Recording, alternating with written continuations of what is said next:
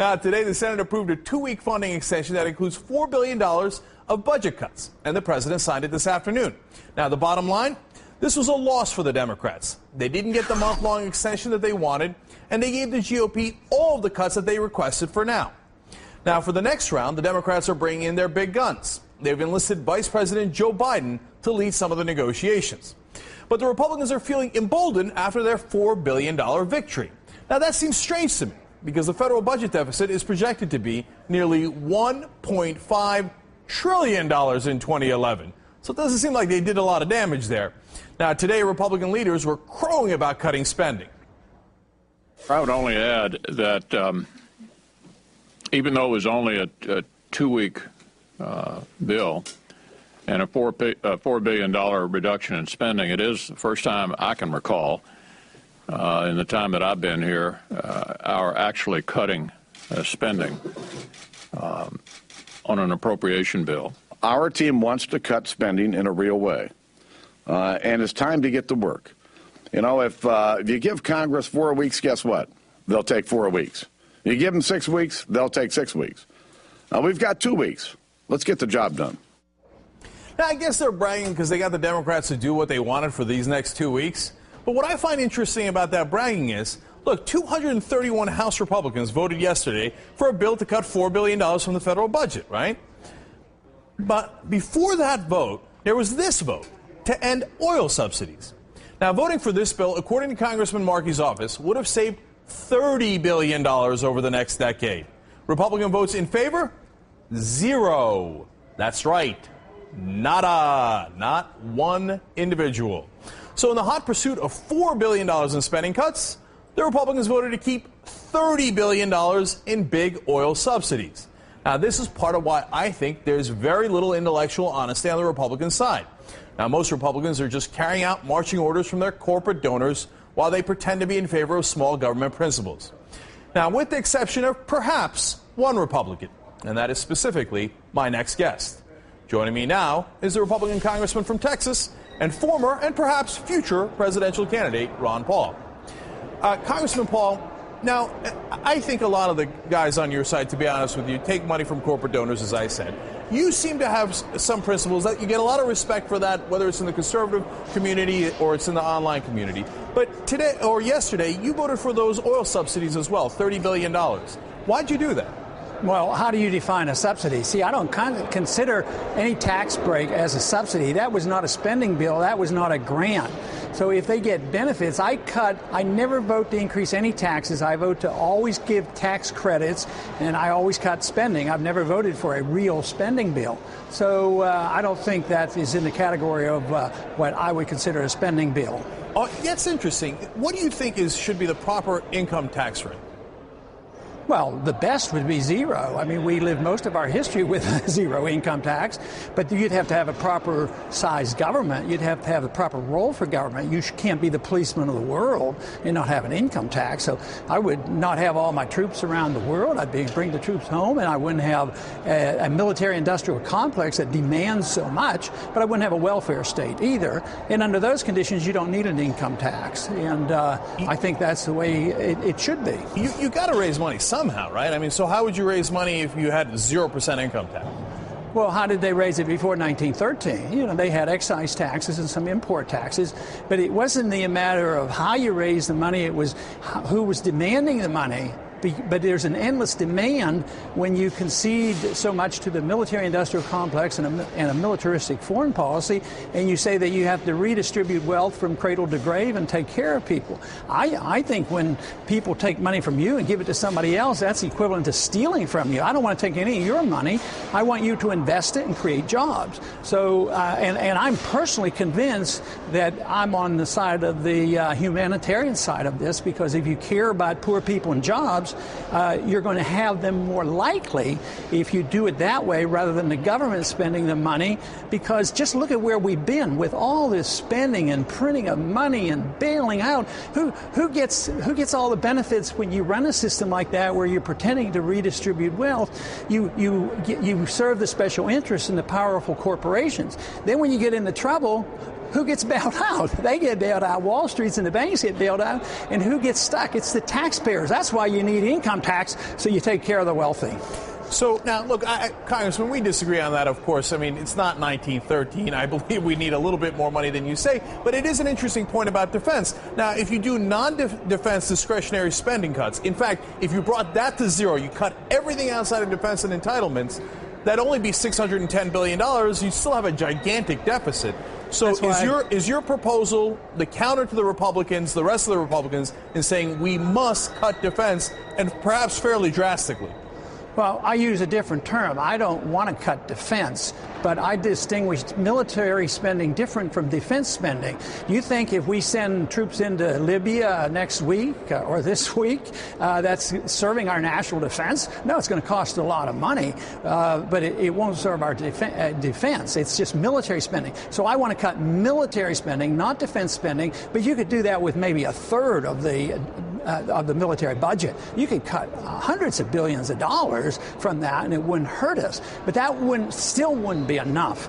I mean, you have to get rid of this redistributive mentality that is right and proper and moral to take from some and give to others. Because when you endorse that system, always intended to help the poor, you help those who distribute the wealth and who are on the gravy train. So the corporations benefit, the people get the crumbs. So look who lost their houses and lost the jobs. We were propping up housing for everybody and give it a gift, low interest loans and all this. It intended to help the poor people have houses. But there were a lot of big companies and mortgage companies made a lot of money, and the builders made money on the way up. They get into trouble with over speculation. We bail them out. We cause a recession, and the poor people lose their jobs and they lose their houses. I cannot see how anybody could endorse that system. Congressman Paul, you know, a lot of people, of course, do want to spend a lot on defense, namely the Republican Party, certainly some portion of the Democratic Party as well. Whenever you go to cut there, they fearmonger, they scaremonger. So why do you think they're doing it? Is it the money that they're getting from defense contractors? Well, you have to ask both parties that. You know, the Democrats were supposed to cut back on that too. But no, I think the war profiteers have a lot of influence. I think that if you vote against military spending, the Democrats especially get trapped into it. They finally get in and they take a more non-interventionist policy. Then they get in and they say, oh, we can't look weak on defense, we got to spend. But they also really endorse the policy. See, Republicans and Democrats aren't much different. They believe in the Federal Reserve paper money system. They believe in the welfare system. They believe in the warfare system. They believe in international intervention and running the world. And they also believe in intrusion into our privacy. So I don't see any difference between the leadership of the two parties. Maybe the rhetoric on the Republican side is a little bit better about, yes, less taxes and less spending, but just think, when we had 8 years of a chance to do something, Republicans really didn't cut, you know. Right, and by the way, kept spending. they were also much more in favor of defense spending. I mean, you can say the Democrats are a little guilty of that, but certainly Republicans have been pushing for that for decades. But you mentioned the Federal Reserve there. I know one of your biggest legislative accomplishments was with Congressman Alan Grayson in auditing the Fed, and that was very good. But I'm curious about what you think about credit, because you and I have had this discussion before, and I'm not sure a lot of people know this. What do you think should be the credit policy of the United States? Should you be able to borrow money to buy a house, a car, et cetera? Oh, sure. In a free market, you can do that, but the market generates the credit. You know, if I had an automobile and you and I had a transaction and I want $10,000, I can extend you credit, and all of a sudden there's $10,000 worth of credit. Or an automobile company could do that, or a bank could do that. But the credit really is backed up by savings. The crime that is being committed today is that the credit comes out of thin air. In the old days, what you had to do is you had to put the money in this, you had to work, you had to live, you had to save, you put your money in the bank, and then they loan it out for you. Today, or for the couple decades, there's been essentially no savings, and the Fed says, well, interest rates are awfully low, but there's no savings. What we're going to do is just give more credit. And it's a false signal. It causes all kinds of malinvestment and all this debt accumulation. So artificial credit by the Fed is wrong. It is an immoral, illegal act, really. Let me follow up on that real quick, though. What if a kid that's in your district, a poor kid in Texas, got good grades, wants to go to school, doesn't have the money for it because he's poor? Do you think he should be able to, the government should give him a helping hand and give him an opportunity? No. Or should he be able to get a loan? Or that's it, tough luck, you're poor, you don't get an education? Well, no, I mean, you're the government, it's your money. I don't have a right to come to you and say, my poor kid in Texas needs an education. I come to you and knock on the door and say, give me $500, but we send the IRS agent and then it's okay. So no, I have no right to take money from you, and nobody has a right to somebody else's wealth. You have a right to your life and you have a right to your property, but you don't have an education isn't a right. Medical care is not a right. Education, these are things that you have to earn. Now, you might ask, well, what kind of a system would that be? Well, I grew up with that system, but prices were different. There was no inflation. My tuition was $350 a semester. I had jobs in the summertime. I could earn it. When I went to medical school, there were loans available if I'd have needed them, but it was a completely different world. Today, but there were loans. But there were loans. Did you take advantage of those loans? It was through the school. The school made the loans. There were no government loans. There were no government loans. But you're okay with the school giving loans then? Oh, sure. I mean, that's credit, and people, endowments, and that's what would happen, but prices would be different. Kids today, even if they work, as soon as they work, we tax them. You know, if they're a waitress or a waiter, we tax their tips. So we encourage them to work.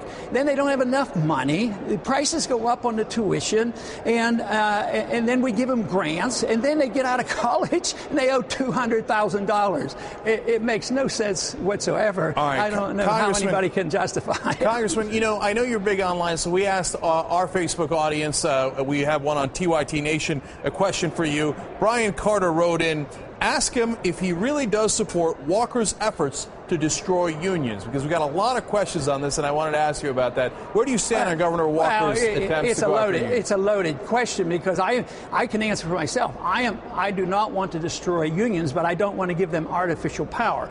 I want to give the corporations no artificial power, and I don't want to give unions. Why is collective bargaining artificial power? Because it's based on law. The employees getting together in a free market saying, okay, we've gotten together. Okay. Workers have the right to get together and negotiate. But just as you and I on a voluntary transaction or the actions between two people for social reasons has to be voluntary. Economic transactions have to be the same way. So workers who can voluntarily get together and negotiate, they can negotiate, but they can't force their will by law, and that's what the government has done. They have given them artificial they're saying power. By law you are not allowed to collectively negotiate, which doesn't make sense if you believe in the free market. I'm talking about my position. Okay. So then you don't agree My with position Governor is Walker. you can voluntarily organize and negotiate, but you can't. Nobody has any force. See, the libertarian belief is that you can't use force on people. So then you don't agree with Governor Walker, because by law he's saying you cannot collectively bargain. Well, you have to have voluntary. It has to be voluntary on both sides. Okay, so we're getting one last thing now. Look, you've finished first in CPAC. You finished first in all these different polls. Obviously, that puts you in a position where you might run for president. Sarah Palin says that she won't run for president if there's a candidate in the race who speaks for her. Do you think you could adequately speak for her? Oh, I doubt it. I think we have some disagreements, so I don't think I would be able to do that. I mean, I would appeal to the people who like her and support her and try to convince them that what I believe in and my interpretation of the Constitution is, very strictly limiting government and non-interventionist foreign policy. Yes, I would work real hard to appeal to her supporters, but I don't think you could translate that into saying that somehow or another I'd be speaking, for her. I mean, that would be a little bit of a stretch. I think so, too. So are you running? We're losing you. Are you running? Are you running for president, Congressman Paul? Oh, hold on. This is great. Go ahead. Congressman Paul, last question for you. Are you running for president? I haven't decided, and it'll be a little while before I do that. A lot of, especially the young people, the next generation that realizes what we're getting into and what burden they're bearing, they're anxious for me to do it. I think it's a worthwhile thing to do, but I'm a bit away from making that decision because it is a very tedious job to run. All right, Congressman Ron Paul of Texas, thank you for your time tonight. We appreciate it. Sure thing.